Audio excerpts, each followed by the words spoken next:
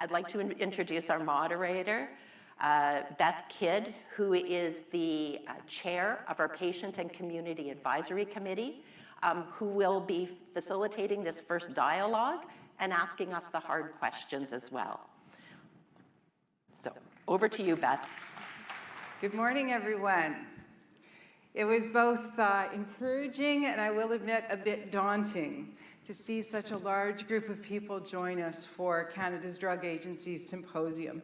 When I was first asked to moderate today's session, I must admit to feeling a tad intimidated. I knew we would have tremendous interest in this session, and it's so much easier to do this virtually when you're sitting in front of a laptop screen instead of in front of all of you people. But I gave my head a shake and I said, thank you. Yes, of course, I would be honored to do this. So as Suzanne said, my name is Beth Kidd, and I am the new chair of the Patient and Community Advisory Committee for Canada's Drug Agency. I am a patient living with a chronic disease. I'm an active family caregiver for a loved one with dementia. And professionally, I'm the executive director of the Health Coalition of Alberta. And I'm also thrilled to have the privilege of moderating the symposium's opening plenary, introducing Canada's Drug Agency. I forced myself, with the complement of very detailed notes, quite frankly, beyond my nervousness about speaking to such a large group, because I believe having a patient moderate and be part of this panel with such prestigious speakers clearly demonstrates CDA's commitment to patient engagement. I've been part of the Patient and Community Advisory Committee for 5 years, and I've interacted with the previous CADIT for many, many years. But what I have witnessed is the creation of a cultural shift within the organization when it comes to patient engagement. And I cannot tell you how excited I am to see the launch of Canada's Drug Agency, knowing how embedded patients are within this organization. In my opinion, CDA is a leader in recognizing the importance of patients and will blaze a trail focused on co-creation with patients, not only in Canada, but internationally. Now, it may seem a bit unusual to be introducing an agency with a 35-year history, but along with a new name and new branding also comes new responsibilities, with the promise of reshaping the pharmaceutical landscape in our country for greater efficiency and ultimately for greater benefit to patients. We've assembled a stellar panel of experts from different parts of the pharmaceutical landscape today: industry, regulation, assessment, pricing, price negotiation, drug plans, and of course, patients. You'll hear about their roles, their shared priorities with Canada's Drug Agency, and opportunities for collaboration throughout the system. The discussion will travel roughly from the beginning of the pharmaceutical process with industry and then through the various management stages. With two exceptions, you'll hear from Canada's Drug Agency last, and you'll hear the patient perspective throughout, as I comment and I will try to probe what I hear from each panelist. You'll also be able to join the discussion. Those of you here in the room will find question sheets on your tables. Write your name, organization, and your question, and then raise your hand, and someone will come over to pick up your question and bring it up to me. If you're joining us virtually, drop your question into chat, and it will be delivered to me, and I will do my best to incorporate as many questions as possible in the time that we have. And I'd also like to remind everyone that Canada's Drug Agency has a code of conduct for the symposium that we all agreed to when we registered. We expect the symposium to be a safe place for stakeholders to engage in productive, meaningful, and respectful discussion and dialogue, even when there are differences of opinions, and I know that there will be. So with that, let's get started. We are going to get underway. I'm not actually going to do a lengthy explanation or introduction of each of our panelists. I will leave it to them to do that. And I'll toss out a couple of questions for each of you to comment on while you're introducing yourself. And those are, can you briefly describe your role in the pharmaceutical landscape and how that fits with Canada's Drug Agency?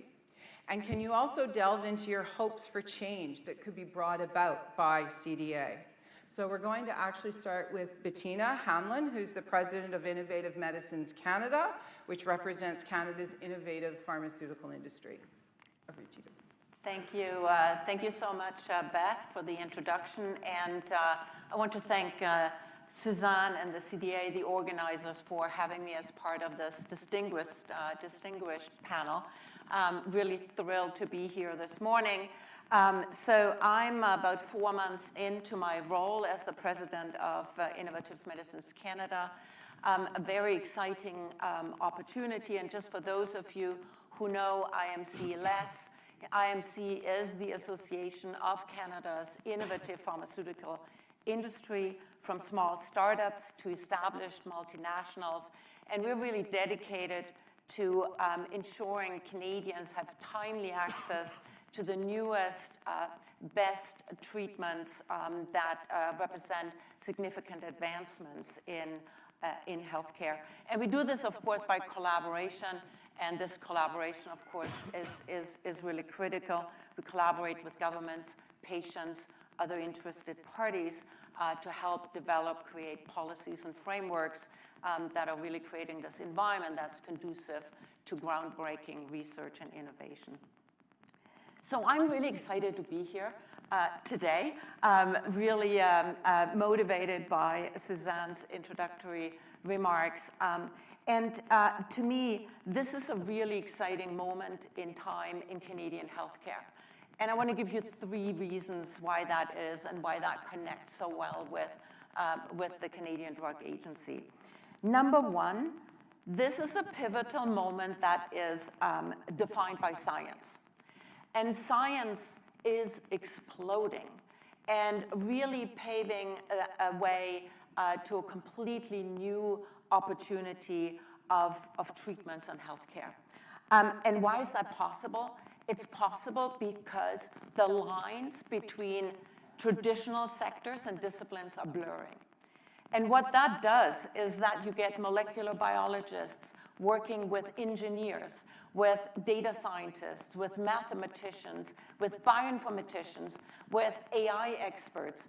And that really, excuse me, creates a completely new opportunity to discover and develop drugs. And so that brings about new ways to treat rare diseases, cancers. We've seen groundbreaking advancements in messenger RNA vaccines. And I would say one of the reasons why we can be together in a room is that we had these very effective vaccines that were brought to the fore. But also we can think about new ways of chronic disease management, gene editing technologies like CRISPR. We're really witnessing a profound shift to preventing and curing disease. And that is, I would say, really what attracted me to come back into the realm of the pharmaceutical world. But what it also means is that we have to think very differently about how all of this fits and can come to the fore in the healthcare system, which is why the collaboration is so important. Because we're really going from a one pill for all to a much more tailored, personalized medicines environment. And what does that require? Well, pharmacogenomics, where my career started several decades ago, is finally coming to the fore. But to get a pharmacogenomics test, you have to go into the private system. But pharmacogenomics can really tailor medicines and make sure that the right individuals get the right drug at the right time. Imaging technologies, high-throughput testing, genome sequencing, these are all technologies that are paving that way to personalized medicine. And we already see it applied in oncology. But it requires us to think differently and to think more holistically. For example, how do we build out the testing and the diagnostic infrastructure across the country so there is actually equitable access to these technologies? How do we connect diagnostic testing decisions and how we pay for them to treatment decisions and how we pay for those. How do we collect and share data? How do we understand to approve and include clinical trial data that utilizes synthetic data and AI? Big data analytics and AI are not only revolutionizing drug discovery, but also drug development. So all of this is kind of reshaping healthcare, and it requires a new thinking about diagnosis, delivery, reimbursement, appropriate use, the role of medicines, and other therapeutic solutions in the broader healthcare system. But we have a huge potential, and my challenge to myself, my organization, to all of us is this. Is Canada prepared to capitalize on these opportunities and lead in advancing scientific innovation? I think there's urgency, but there's also a looming risk of falling behind. And we've heard recently public statements from provincial leaders highlighting their concerns that Canada's access and innovation system are not keeping pace with the G7 and OECD countries. So we must align our healthcare landscape with the evolving trends in scientific advancements. And there's a couple of other reasons I wanted to mention why this is such an exciting time. Let science and innovation and the value to patient drive policy. Our kind of policy management environment comes from a different era, but science has advanced. So let that really drive policy, and we can play a central role if we work together.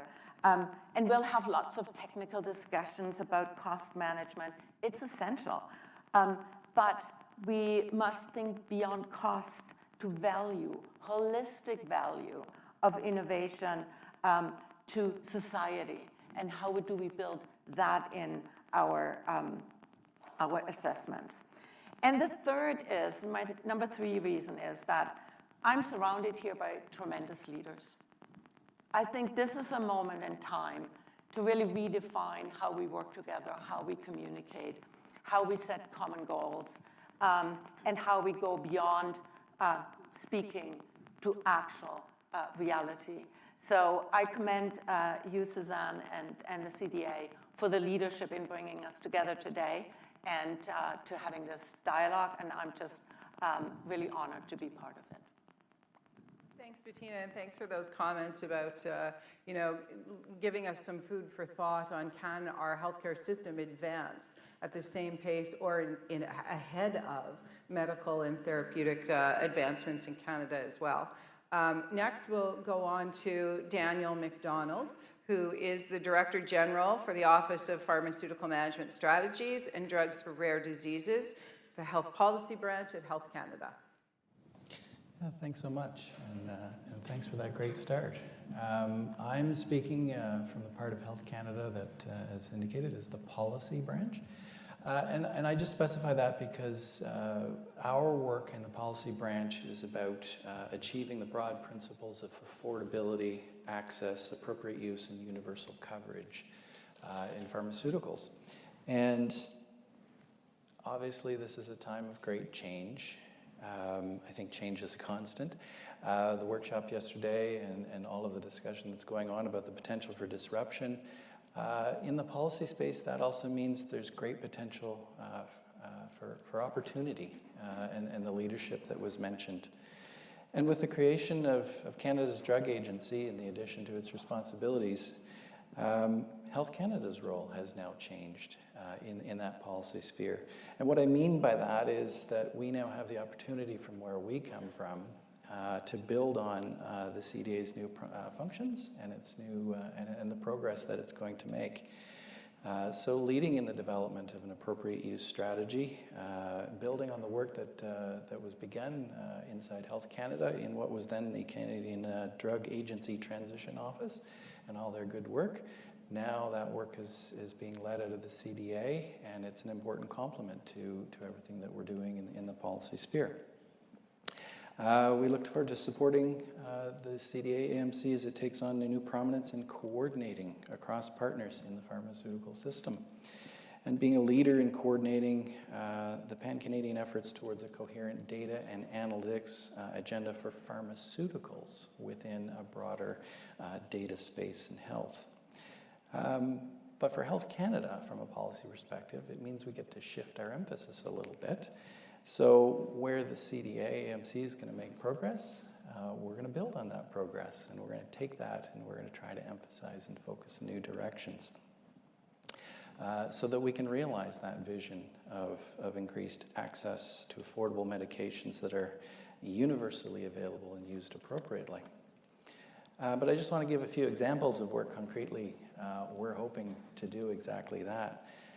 So the minister spoke earlier about Bill C-64, which was introduced earlier this year and sets the starting point for universal single-payer first dollar coverage, starting with a range of contraception and diabetes medications and related products. Now, the minister set out where Health Canada is going to be relying upon the CDA-AMC for expert advice. So building on that role that you've been executing for years, that work for national formulary, for national bulk purchase strategy is going to be very important, as the minister outlined, to where we go. But I want to emphasize as well, speaking back to those three roles that we're looking to the CDA-AMC to be playing, the development of analytics and data capacity to allow us to evaluate the impact of these policy changes is going to be absolutely essential to the path forward. Bill C-64, 2 parts. So yes, it has the diabetes and contraception part, but equally important is the future dialogue about the future of national universal pharmacare in Canada. And the bill lays out the evidence that's going to be collected to support that conversation, in addition to things outside of the bill. So the progress being realized on drugs for rare diseases, the progress being realized in the program with Prince Edward Island on increasing access and affordability, those two are generating lessons learned for the development and forward progress on national universal pharmacare. So when the CDA-AMC is establishing a better and more coherent data and analytics framework, it only increases our ability to assess the positive impacts and to make the appropriate policy prescriptions about what could be done next, and to support that conversation amongst provinces, territories, Indigenous peoples, and other partners about where we all want to go next together. Second thing, the National Strategy for Drugs for Rare Diseases. We've recently, with British Columbia, signed the first bilateral agreement to take place under that initiative. And you can now see across both the structure of that agreement and the other pillars of the national strategy that were rolled out before that agreement, very strong theme of data and evidence collection, real-world evidence, information and sharing about best practices, developing that national pool of information and best practices for the benefit of patients across the country. So again, a coherent and coordinated pharmaceutical data system will support that sharing of evidence for, and our ultimate objective here is more informed decision-making where possible within Canada's existing pharmaceutical management system. And in the same vein, the CDA-AMC's work on system coordination will improve our ability to do that coordination in response to the unique challenges of addressing rare disease within the existing pharmaceutical management system for going forward. And then finally, leadership in developing an appropriate use strategy is a natural and necessary complement to all of the principles laid out in terms of Bill C-64 and ensuring affordable access to necessary medications. So our objective at Health Canada and in the policy sphere is always to improve health outcomes for Canadians, and doing so by improving the pharmaceutical management system, respecting everyone's distinct roles. So the investment in the CDA-AMC is a demonstration of how Health Canada always seeks these practical outcomes, whether that's filling gaps or improving coordination without duplicating the roles or the work, well-performed functions of organizations in the system. So that's always going to be our approach, and we look forward to continuing it.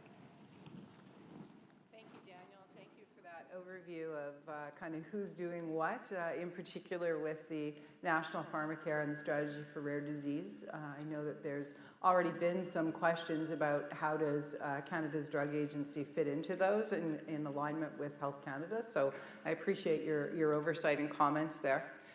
Next, we'll move on to Guillaume Couillard, who is the Executive Director of the Patented Medicines Prices Review Board. Thank you very much. So I was walking this morning, beautiful morning. I was like super lucky. I'm going to speak in front of 500 people. Then I received a text from my mom saying, "Is it on TV? Can I tape it?" So I'm not sure where the pressure is coming from. Is it from speaking to you guys or knowing that my mom is maybe watching it? All right, so I'm actually the Director General. You know, in government, we love to change titles, so I'm now the Director General at the Patent Medicine Price Review Board. I've been there since April 2023, and before that, I haven't met Suzanne really formally, and we've met a couple of times, and the PMPRB is a strange animal, a little bit that I will describe. And today's session is about alignment, coordination, and obviously when you're a quasi-judicial tribunal, you know, the first challenge is how do you align, coordinate, and respecting your mandate in all this. So I was thinking a lot about that. I was speaking to my chair who was in the audience today. And obviously we have limits of what we can do in terms of alignment and coordination. But I think the first benefit I see and what I've saw over the years is that knowing each other, understanding each other is the first benefit, especially in my role as the DG at the PMPRB. And I will speak about the PMPRB because there's a lot of misunderstanding of what we are and where we're not, and I get it. For what happened over the last 5-7 years, it's unclear, and from my discussion with a lot of people, it's unclear, you know, what is our role and what is not our role, and who's playing what role, especially with such a complicated system. So I mentioned a few things. We're a quasi-judicial tribunal, so we're independent. We do operate under Minister of Health, but we do operate independently. That makes sense. We're a tribunal. Our main mandate is to monitor. And it's a key word. Monitor pricing of patent medicine in Canada to make sure they're not excessive. We cannot do anything else that is outside our mandate. How do we do that? It's pretty simple. Drug companies that have patent, they must file twice a year information about pricing. So we get the information directly from the industry, so it's pretty simple, and we have staff that do the new analysis. Now, the main question is, what is excessiveness? And excessiveness is actually not defined anywhere. What Parliament has done in their great wisdom is they gave us 4 factors to look at. The price of the medicine, pretty simple. The prices of the same medicine in other countries, and we call it the PMPRB 11, so companies must file information about PMPRB 11 other countries. The most complicated one is comparing those prices with the comparators domestically and internationally, and the consumer price index. Those are the factors that the board must be using. Those factors have been in place since '87, so when the PMPRB got started. I think the confusion about the PMPRB occurred lately in 2017. The government tried to introduce new factors and included the HTA, GDP, market size. They've been challenged in court, and they've been struck down. So they were removed, and we're not considering those issues. Now, what's interesting, and I don't want to do a legal review of what the court have said, and maybe I'm going to say something I should not say, but basically the court have told us a lot of what we're not. And this is key, because when you define what we're not, you can also define yourself as who we are. And I will bring back to the alignment coordination, because I think that makes all sense at the end of the day. So what the court has told us is we're not a price setter. We're not a general price regulator. We are not establishing price ceilings. What we do is we monitor prices and intervene when there's a problem. Now, how do we do that? The board can issue guidelines. And we are, because of those court decisions, because we have new countries to look at, the board is looking at modernization of its guideline in respecting what the court have said, in respecting our mandate, yet limited but super important. And the guidelines, what they do is they're not setting a price. What they do is try to identify potential problems in the market.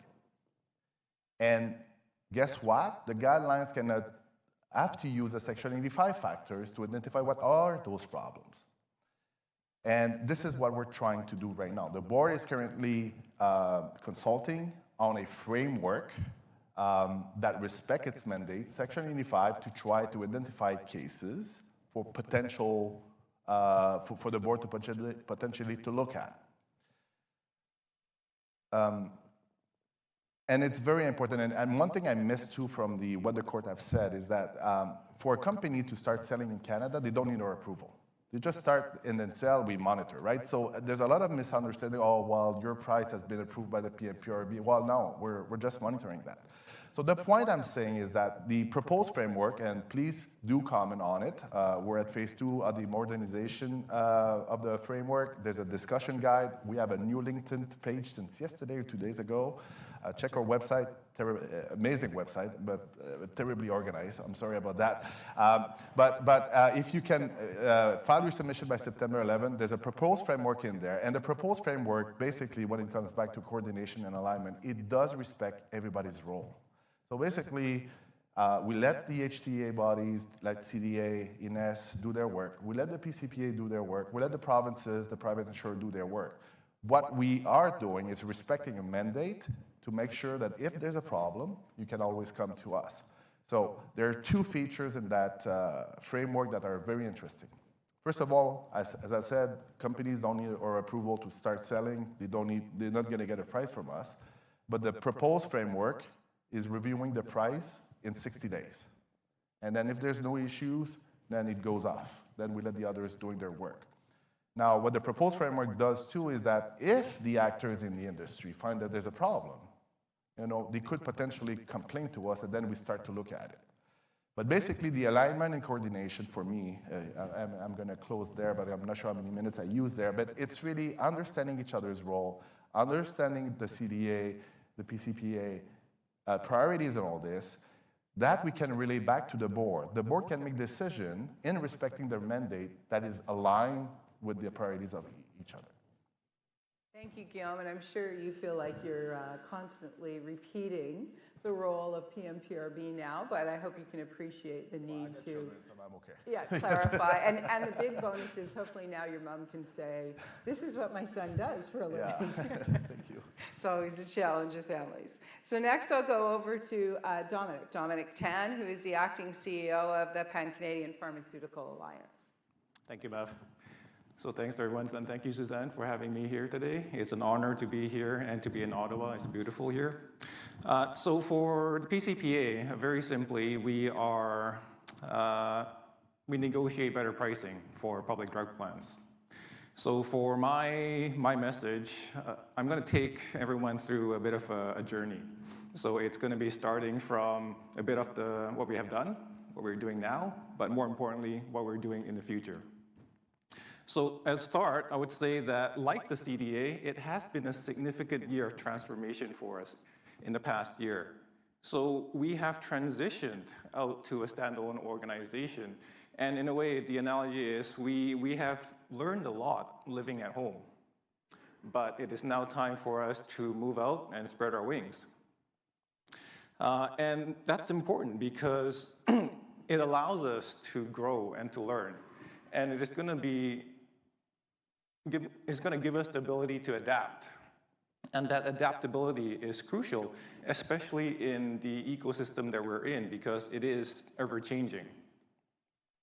So moving to a bit of what we have done, the first thing is, despite the changes that we have gone through, and we have a relatively small team, we have had some tremendous achievements.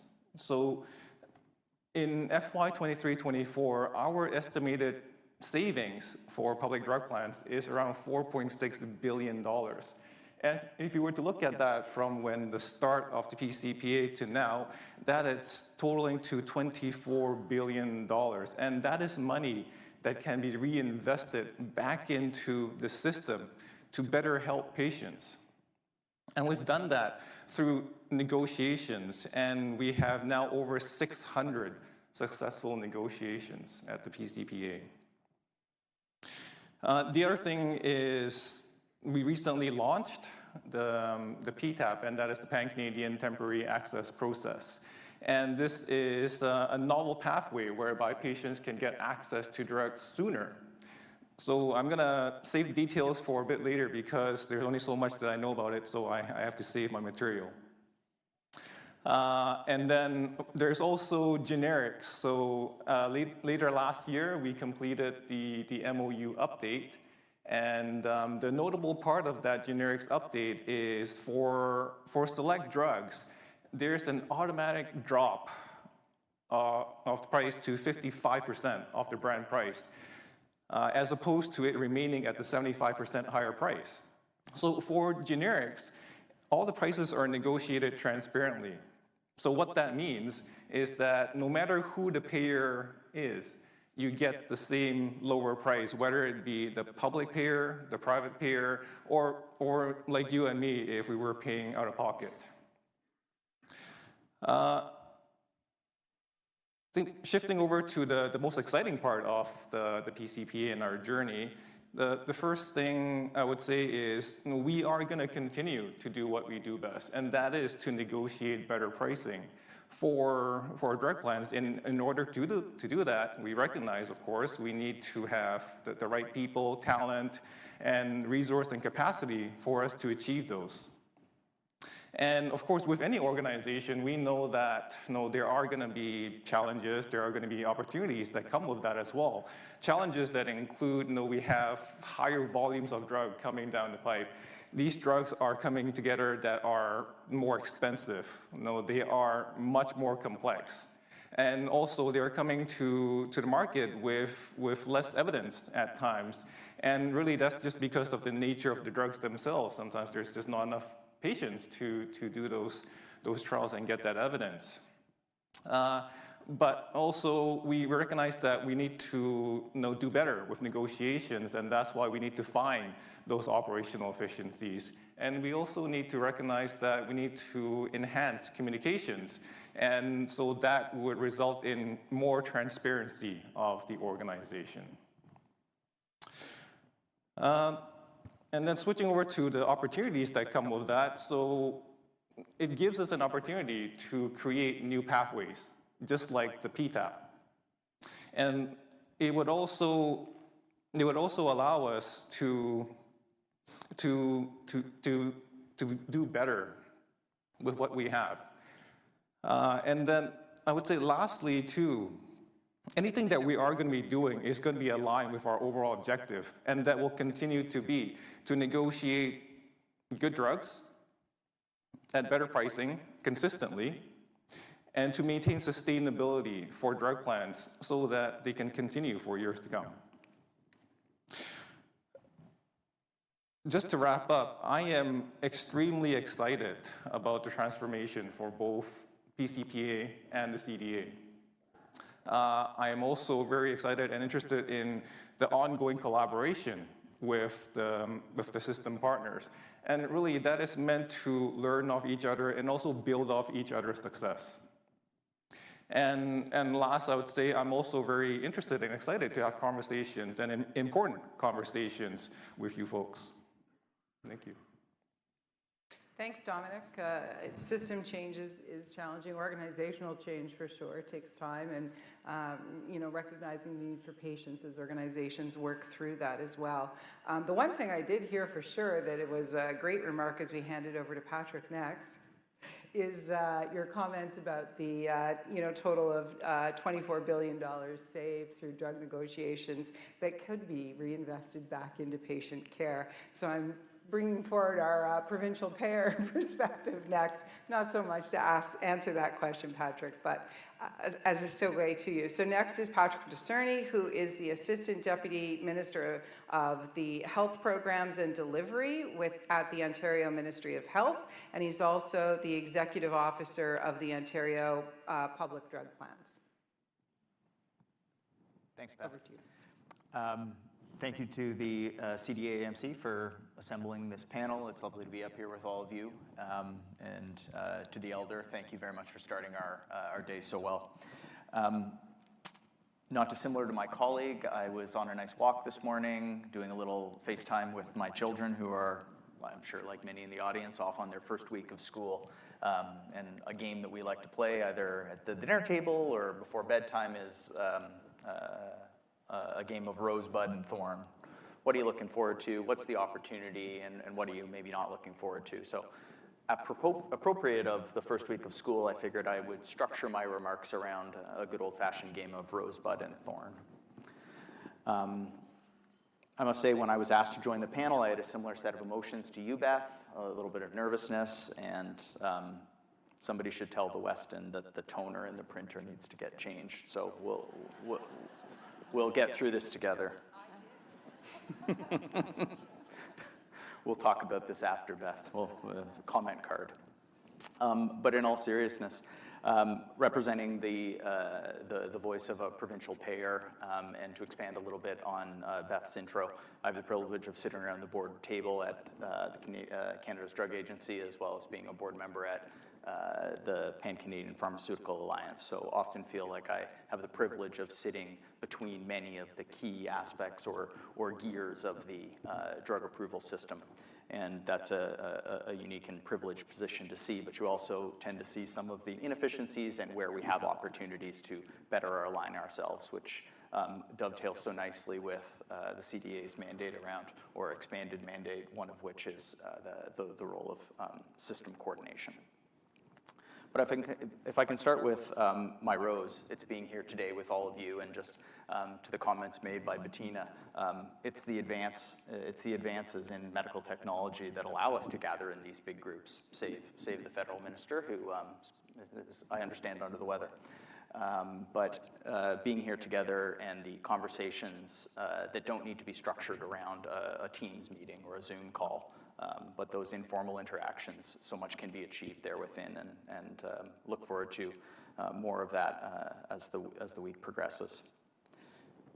In terms of my bud, what is the opportunity here? Again, connected to Bettina's comments, it does seem, whether it be a function of advances in technology and science, or a newly mandated federal organization, there is an opportunity to do things differently and align ourselves amongst each other. And the connections between the elements of the drug approval system in this country, as represented by this panel, they need to work in time together for the betterment of patients, for the ability to bring access, new innovative medicines to patients. And if one of those gears, if you will, isn't working in time with the others, much like a machine, things will start breaking down. And it's incumbent on us and all of us in this room to make sure that we are keeping time, and given the role of system coordination, that's going to be all the more important. Provincial payers, and representing Ontario, and speaking most directly from that province, but I think these challenges or opportunities hold for many. As provincial payers look at how to create sustainability within their drug plans, we're always operating between, I'd say, 3 or 4 considerations. How do we make the best decisions with partners across this room that are based on evidence, robust evidence, real-world evidence, post-drug evaluation evidence, and that still needs to be the cornerstone of what we're doing, but that needs to evolve, and I think there's been some really good examples of how new forms of evidence are being brought into decisions. Second thing I'll touch on is the opportunity to provide more timely, faster access for drugs with proven or promising evidence. And we've heard some of our political principals and leaders talking about that challenge. I never like to be last at anything or bottom quartile of anything. And if we look at our time to access, and I think Bettina and I can quibble over days here and there, but objectively, if you're in the bottom of the OECD countries, I see an opportunity for us to move up that ladder with good coordination and resolve to do better in that respect. starting to tip into my bud, or my thorn rather. Sustainability and rising costs is a reality that we do need to wrestle with, and it's more than just the direct medication costs increasingly. Given that fantastic advancement in gene-modifying technology and CRISPR technology, we need to look at what are the broader system costs that are associated with it, whether that be inpatient stays, whether that be precision diagnostics, scans, and imaging. These are all things that ladder up to drive challenges around sustainability in drug plans and health systems writ large. There's another element that I would discuss around sort of access, not necessarily financial access or coverage, but just given the vast and wonderful geography of our country, it creates unique challenges to access some of these newer therapy meet drug. And whether that necessitates extended inpatient stays, whether that's multiple scans for safety and effectiveness and progression, these are all things that don't exist in all parts of our country. That's a reality that everyone in this room knows. So we need to think a little bit differently about how we consider access and how we, frankly, price that access. I look at something which is an objectively positive development, of course, CAR T therapy, but I look at the limited number of provinces that were able to or are able to deploy that technology and what sort of access challenges that creates. It also creates another opportunity for great collaboration between the provinces in terms of aligning access and basically sharing resources to make sure that all can benefit or the most can benefit. And I can see that occurring more and more as we delve into more advanced therapies and technologies that a smaller subset of our acute care institutions are in a position to deploy. In terms of where we go from here, I think there is, as I mentioned earlier, a tremendous opportunity for better alignment and coordination through the system. And sitting around the PCPA table and the CDA table, there's a certain alignment of purpose and cause that, in my limited history in this field, 5+ years, I haven't seen or felt before. And that is something that I think we need to celebrate and catalyze on as an opportunity. I'll hold my remarks there because, like Dom, you don't want to burn too much good content in the opening remarks.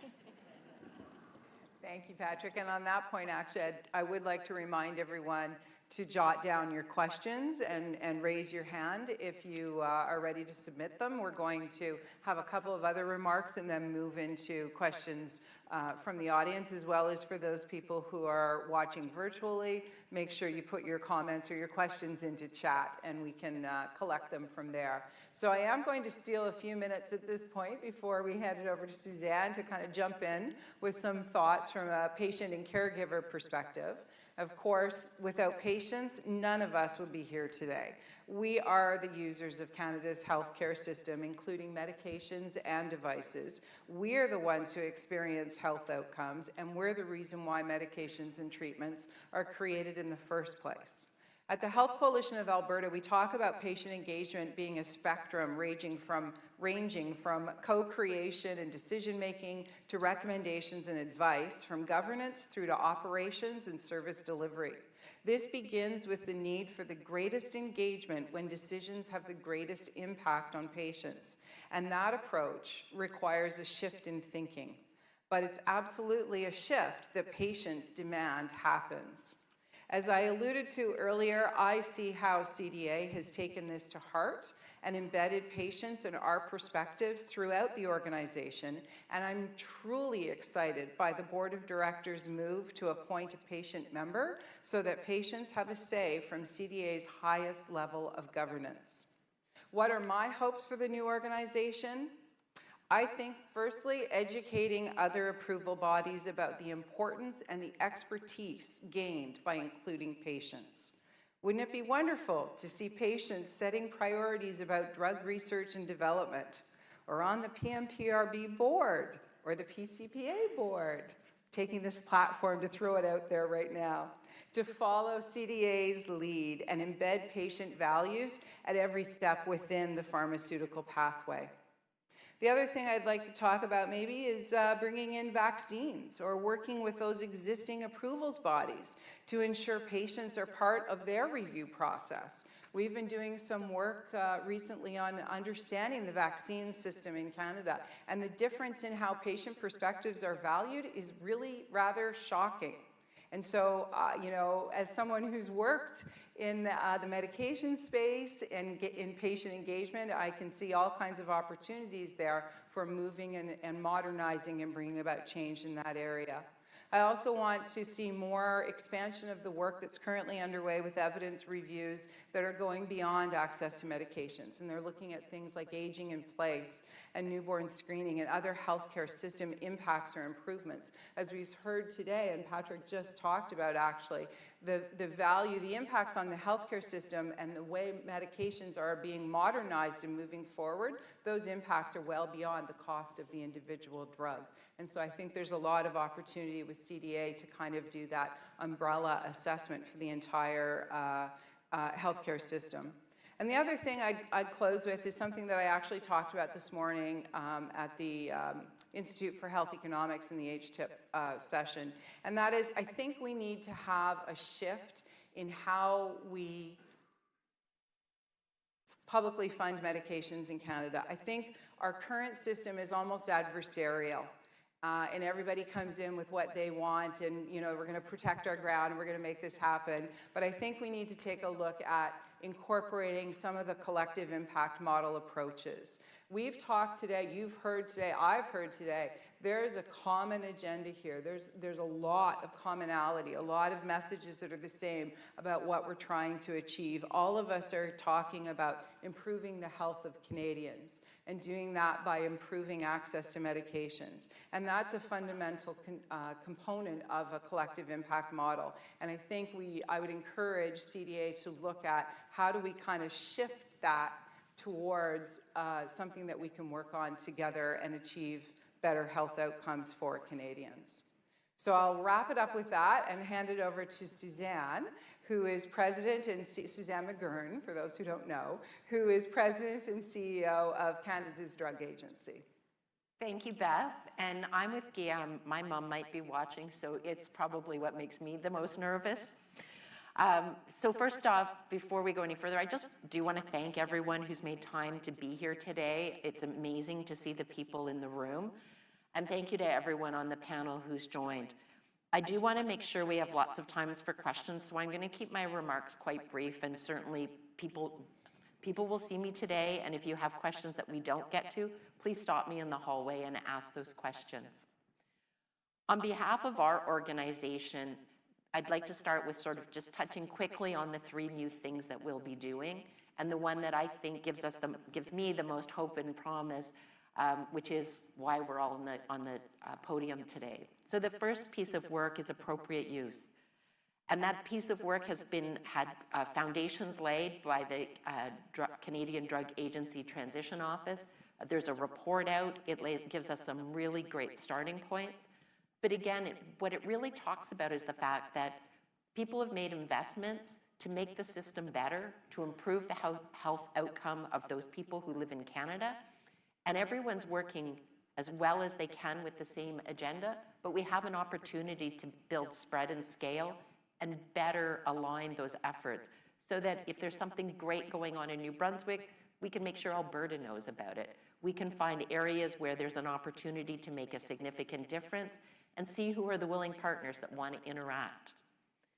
In the area of data and analytics, one of my colleagues who's in the audience today, Dr. Nicole Mittman, our chief scientist, if any of you have been the beneficiary of some of her stickers over the past day or two, the one she gave me yesterday, which is without data, it's just an opinion.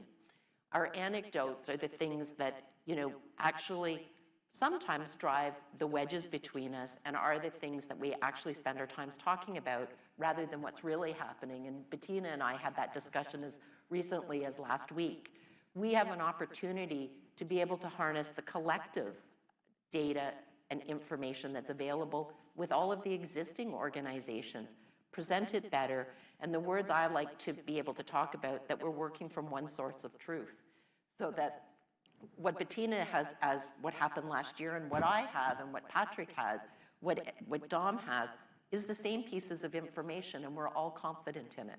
So that's one of my aspirations in the data and analytics space. But for those of you who have known me over the past 8 or so years in this space, I do believe in relationships. So the system integration, the system coordination, the opportunity of working together is probably my greatest hope for the future. We've done a lot of things right in Canada. What we haven't done so right is get all of the pieces together. And I'm not going to say that that's easy. There's no magic wand that can be waved. But I think as you listen to everyone talk, Guillaume has talked about being very clear about what PMPRB is and isn't. Dom has talked about them growing up and moving out of the house, which is new. Daniel is talking about the fact that they're refocusing their energies as we take on this new role. Patrick has talked consistently about the opportunity of the benefit of participating in different parts of the system and being able to hear things from different ways. And Bettina, with her 4 months in the job, is again bringing the innovative medicines team to a new place to go forward. There's a whole bunch of people not on the stage today that are part of our new business as well. I close my remarks with something that I heard a couple of weeks ago, which is our focus needs to be on bench to bedside, and how do we make that as short as possible for those products that are going to make a difference for people. And so as we get started, we will need to work differently together, but we will also have to bring more people into the tent. I'm not exactly sure where I'm going to hold the future symposium with more people in the tent. For those of you who wondered, the reason we're here this week, this is the only week we could get this venue that would hold all of us. It wasn't necessarily my first choice. But what I really do want to underscore is that we spend an awful lot of inefficient time having multiple conversations in multiple places about the same problems over and over and over again. What I'm committed to is creating a space where people can come together, those who want to. And Beth, you stole my thunder. The term we're actually talking about is, you know, I've heard while we've been working on our strategic plan is, what is that collective interest for those who want to move the agenda forward in this country? I think, like Patrick, I'm not really, you know, we're in the middle of the Olympics this summer. We might not get to gold, but there's not a lot of space between a gold and a bronze. So surely we can set our sights on being successful and raising what we can do in Canada. As a country who has a lot, we sure can do better. So I'll end my remarks there and give it back to you, Beth, for questions. Thanks, Suzanne, and thank you to those who have submitted questions, and I encourage you to keep doing that. I have some other questions for you as well, but I do think I'll start with the ones that have been submitted from the audience. So we have a couple here that are pretty similar, actually, and it's for the whole panel. So maybe Guillaume, we'll start with you first, just as a heads up. And it is, what do you think is the biggest efficiency opportunity across the pharmaceutical management system to capitalize on decreased time, on how to decrease time to access for patients and become more aligned with international markets? Or what would you change to make the system more efficient and timely? All right, that's a good question. I'm not sure in a position to discuss the entire system, but what I can say is that I've been working with the board, and the board is super engaged, and it's top of mind as all we can do or review quickly. And in the proposal that is currently on the table, it's all about that, and respecting their mandate. For those that know us or used to deal with us in the past, it was taking a lot of time under the old model to review and make some determination as to whether there was a problem, where the current system proposed is like quick in 60 days. So in a way, from the PMPRB perspective, and not trying to fix everybody's issues, or it's, if we can remove that roadblock from the PMPRB and let the other actors do their work, I think that would be considered a success in respecting our mandate. What about you, Dominic? So it's, what would you do to change the system to make it more efficient and timely as it relates to access to medications for patients? Yeah, I think that's a great question. So I think first off, I do recognize and believe that, yes, we can collectively all do better in that respect. And I think if I were to focus on what we do at the PCPA, and really that is to negotiate better prices. And this is one of the things that we have been really focused on to do better, as I mentioned during my opening there, and that is we are looking at ways to make things more efficient. And we are coming up with new pathways like the PTAB that I mentioned, so giving a little bit of that away. And this is a novel pathway whereby we have collectively come together to figure out this new way of doing things so that it can get drugs to patients faster. And no, that's not the only thing that we're doing. We are also doing other efficiencies like the TNP, we call it. This is the targeted negotiations process at the PCPA, whereby the manufacturer can choose to participate or not, but it's a very structured, time-limited negotiation whereby it actually quickens and shortens the timelines for the negotiation. So that way, we are certainly trying to do our part to make things better, but at the same time, what I am really happy to hear as well is that there are, like you said, Beth, a lot of commonalities from just this discussion amongst the panel here. Over to you, Daniel. This one's easy from a Health Canada perspective. In a context of growing emphasis on specialty drugs and high, so often high cost drugs, we've already shown our hand. So if you look at the theme that very strongly comes out of the National Strategy for Drugs for Rare Diseases, you'll see that my answer to that question is the role of real-world evidence. What is it? How will it be used? What role will it play in decision-making across the length of the decision-making chain in the pharmaceutical management system in Canada, respecting everybody's roles? But what's the opportunity there, scoping it out and figuring out how useful it is and how it can be applied? You're up next. And I have to pick one. If I had to pick one, but I'll probably squeak in a couple of other ones. That's okay. How value is defined across the healthcare system with the introduction of a newer or novel medicine.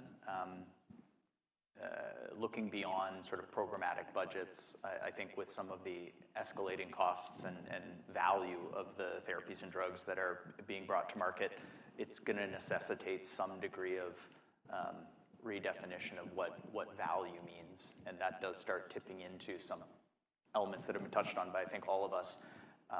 How do we define outcomes? One source of truth, whether it be a sandbox of data that we all subscribe to and interrogate, but it is a single source of truth, the degree to which we can get there.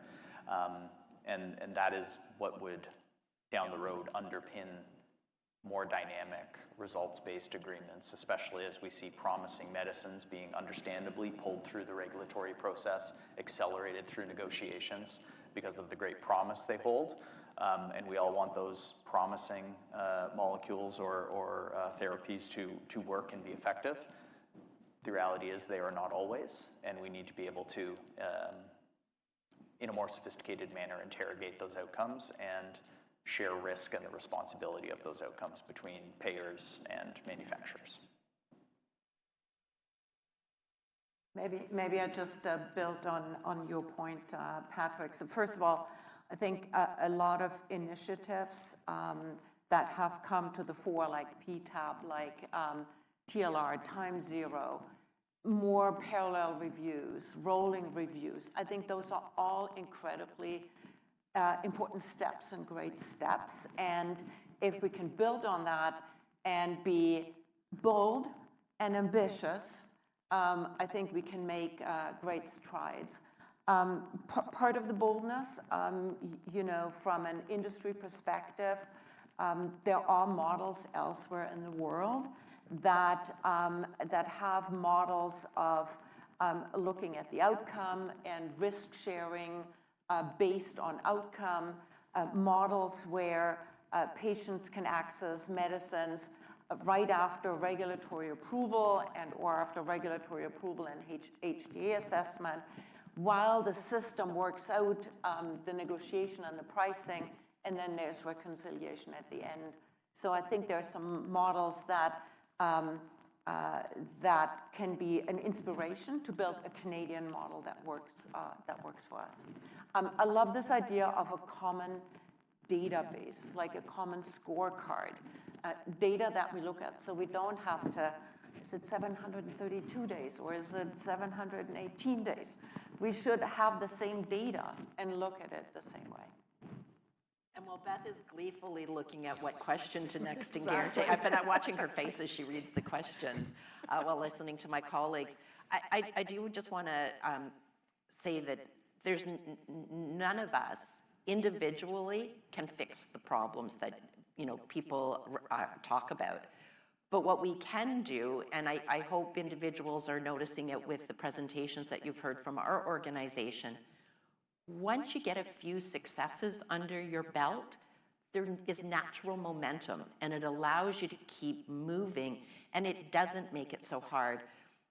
When I came into the organization, I know the executive team will recall our conversations about, there's a lot of belief that the status quo doesn't come with risk. The greatest risk to all of us is just accepting the status quo, especially as you think about how much is changing around us right now.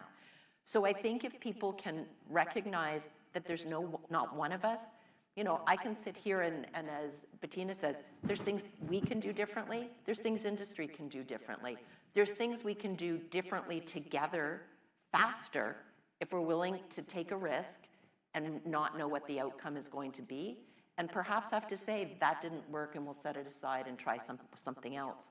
But I think from my vantage point, the greatest opportunity is for us to have a place to be able to quickly have those conversations together, not to have to plan something that you come together once a year, but actually have a new way of engaging with one another in a collaborative way that says, this is what we're doing. And one of the things that we've recently started talking about in the organization, and some of you are probably sitting in the audience, and somebody said risk sharing, somebody said outcome-based agreement, someone said this. We don't even have a common nomenclature, and so a lot of our time is spent actually dealing with problems that aren't problems. It's because we don't understand one another as well as we can. So I think one of the very first things we can do is learn how to talk well together and understand what each of us is saying so we can quickly make decisions rather than solving a problem that isn't actually what was raised. And thank you, Suzanne, you're absolutely right. One of the silly little things I was stressed about today is that I would end up having to ask all the questions for all the panelists. So I greatly appreciate the flood of questions that we're getting from everyone, and I'll do my best to kind of consolidate them and get them out there. I thought actually this one was interesting because it is a bit of a different take on what our discussion is. And so the question from a couple of people is, it's great to hear this discussion around exciting new technologies and how we can work together to move things forward, but they point out that there are older issues that still exist within our system.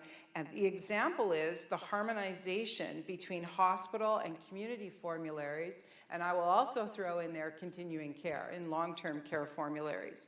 There's discrepancies across the country and discrepancies from those systems. And so the question is, what is the biggest barrier to that, to achieving that harmonization? And in particular, also was called out as we move towards a universal pharmacare model, what role can PCPA play in broadening that negotiation and harmonization between those systems? So I know I'm looking at you, Dominic. Why don't we, if you're okay, start things off with you. But Patrick, I'm sure for sure you might have some comments in there as well. Thanks, Beth. Sorry, just to make sure I understand, the second part of your question in around the harmonization for for the PCPA involvement. So which part of that were you referring to? The point is that the provinces are ultimately the payer for both hospital-based, community-based, and I'm throwing in there continuing care-based access to medications. So what role can the PCPA play to try and achieve harmonization of access to medications across the stream? Gotcha, thank you. No, I appreciate that question. And I think, again, just like Beth, you recognize, at the end of the day, the decision to cover medication lies with the jurisdictions. So that's something that we don't have jurisdiction over. But nonetheless, it doesn't mean that we can't help. So everything that we are doing at the PCPA really is aligned and guided by trying to do what we need to do, and that is to get the better price, the fair pricing for good drugs, so that we can get those negotiations completed as quickly as possible, so that we can get those letters of intent into the hands of the jurisdiction, so that they can then take the next step to execute that and translate that into product listing agreements for access. Now, the thing that the PCPA has control over is the negotiation itself, and that is the pricing.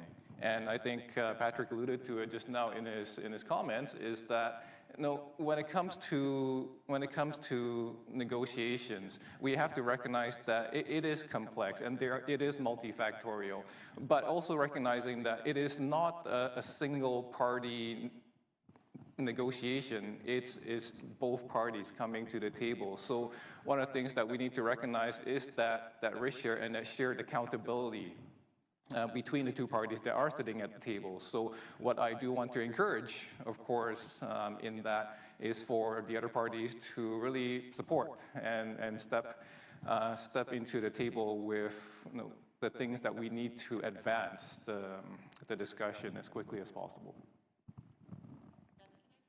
Yep, for sure. I'm going to give Patrick a momentary breather. I think it's a really important question, and so some of you know my background is in nursing. I spent a lot of time in hospital. I spent a lot of time when it was called home care in Ontario. And so I just want to underscore the importance of the question that was asked about that transition, where the baton hands off between hospitals and communities. And just something to share what I'm thinking of in this space. And again, please take this as Suzanne's musings. What is the opportunity? And so I think there's a few things. As we start looking at appropriate use, there's lots of opportunity to think about, what happens between those places. But the other one that I think about the opportunity is actually the potential work that will come should Bill C-64 pass in bulk purchasing.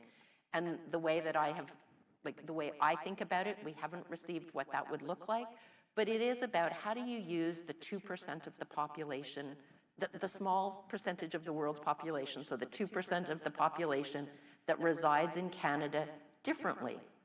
And one of the things that we've been looking at in preparation, should this work come to us, is how are pharmaceuticals purchased in hospitals by GPOs? What does the PCPA, and what are the opportunities for us to think about this better? So I'm hopeful that the question that has been asked is something that will be considered and deliberated on as we advance some of our further work. And I think the other thing is, an efficiency and duplication.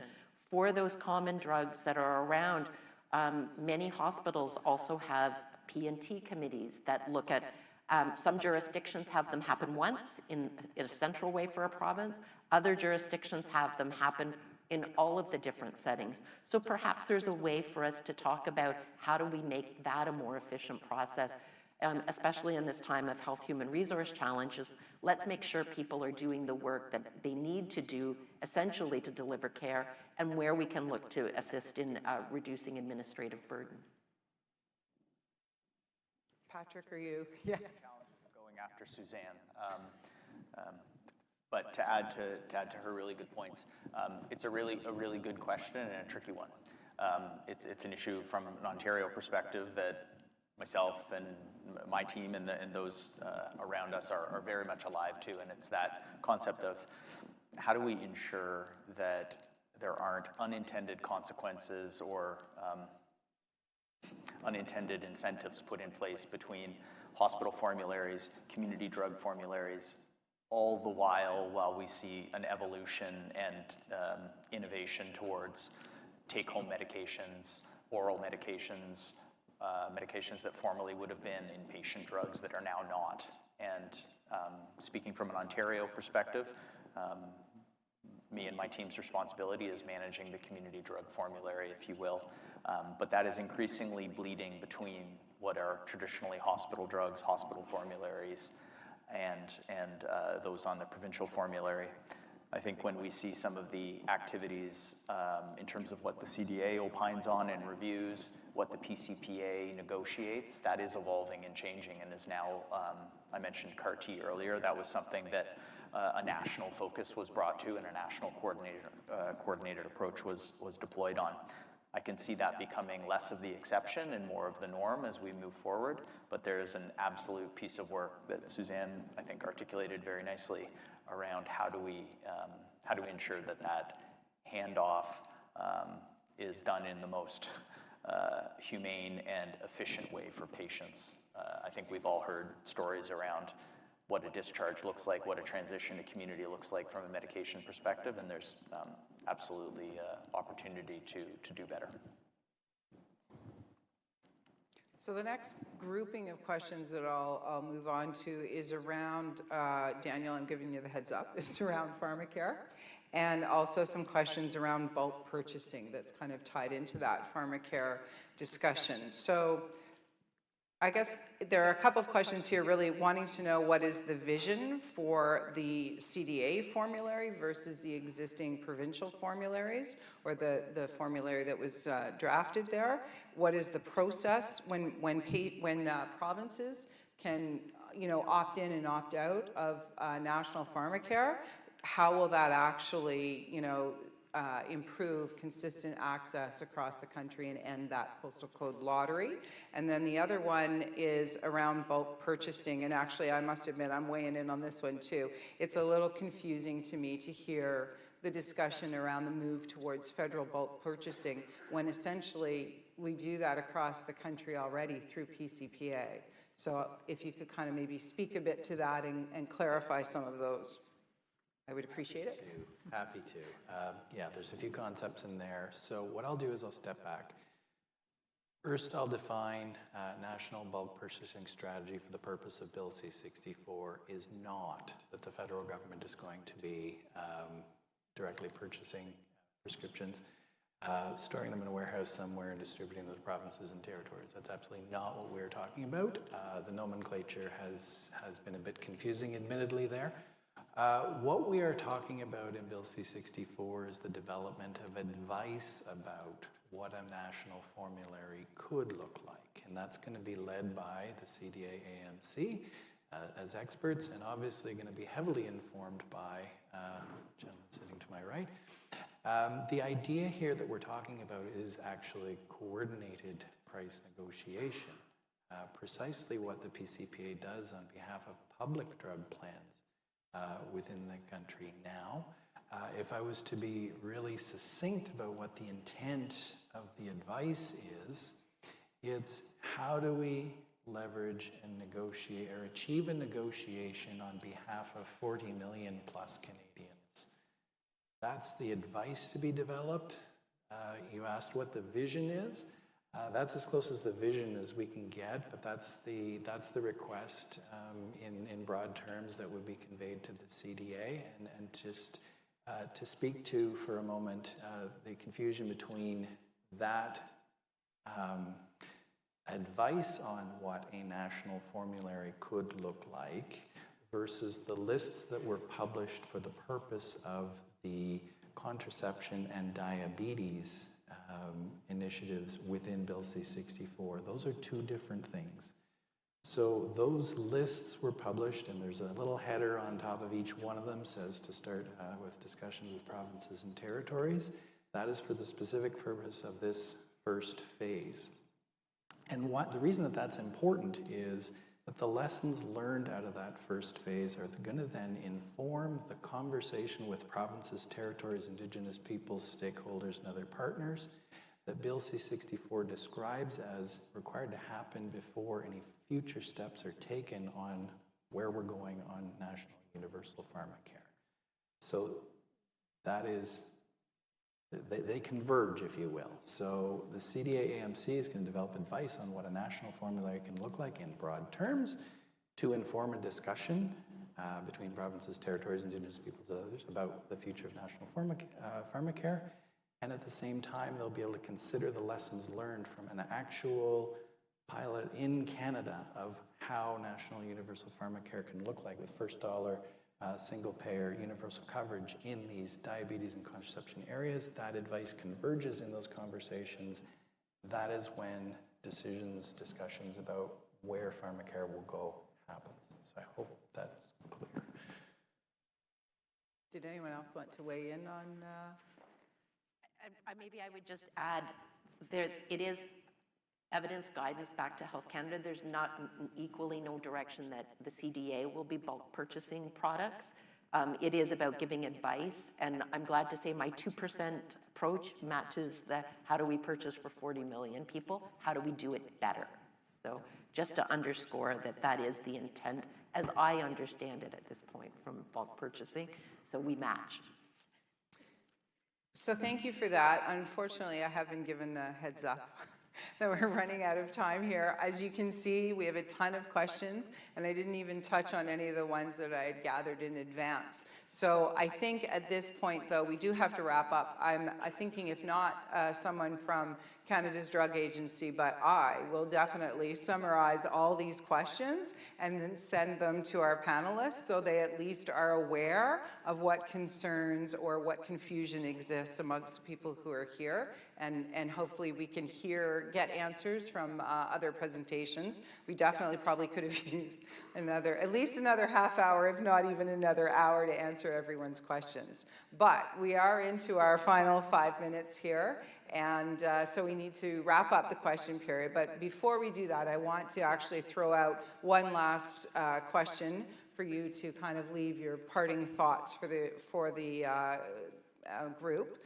And we'll start, if I go back to my notes, the same order that we did at the very beginning. So we're going to start with you, Bettina, on that one. And that is, if people only remember one thing from this session, what would you like that to be?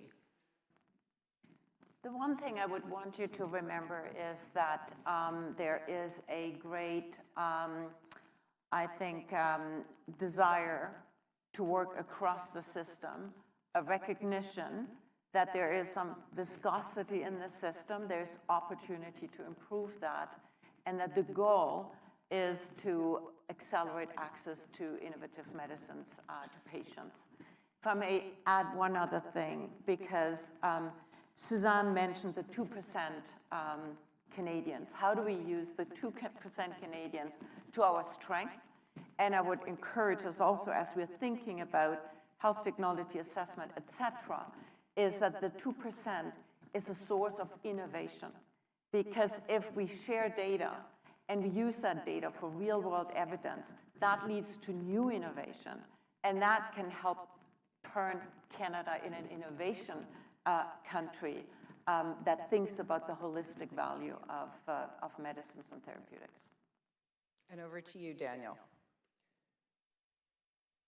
There's lots of work to be done in almost any direction that you look. We know that.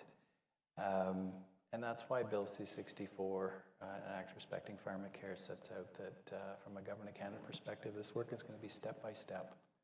It says so explicitly, working with partners as we find our way forward.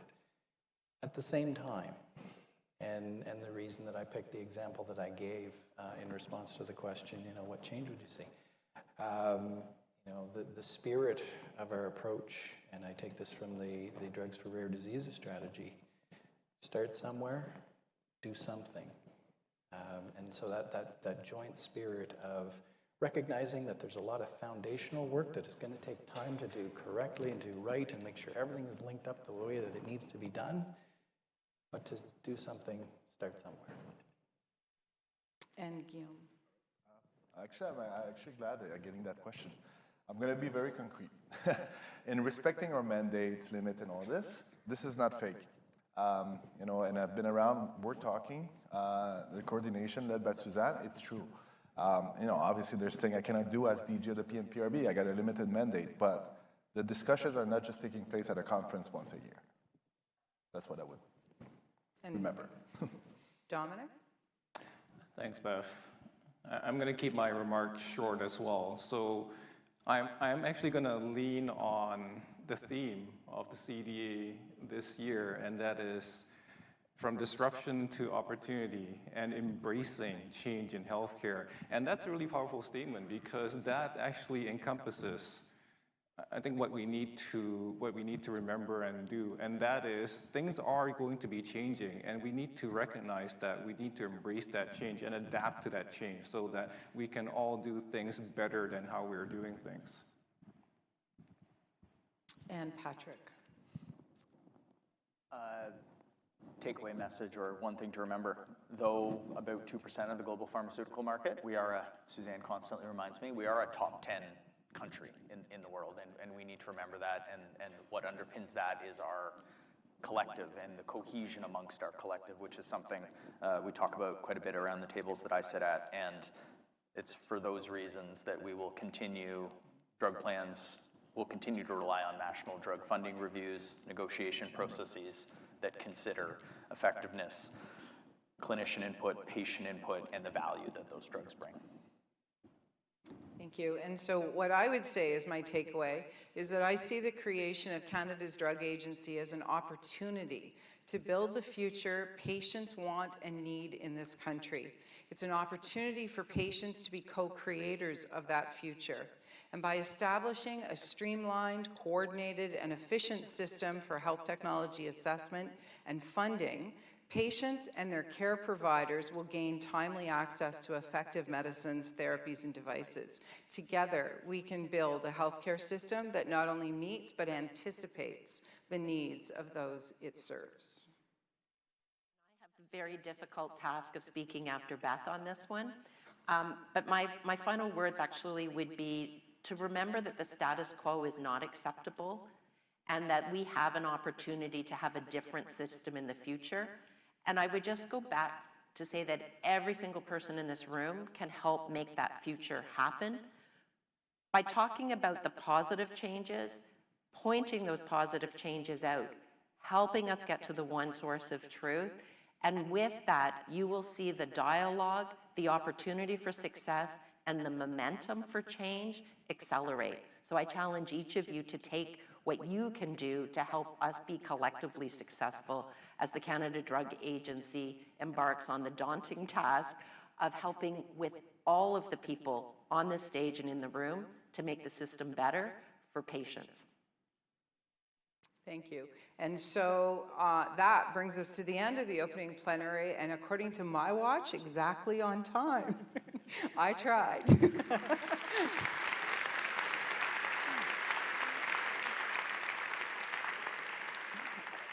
Thank you. I'd like to thank all of the panelists for sharing their thoughts and their insights, and to everyone who attended today's session, both online and in person, and asked some really incredible questions. And as I said, I've committed to making sure that those questions do get passed on to our panelists. So our session is wrapping up. We now have a break before panel sessions begin. Of course, the symposium is just getting underway with lots of terrific sessions in the coming days. And I look forward to meeting you and learning as much as I can. And I'm sure our speakers will say the same thing. Enjoy the rest of the symposium.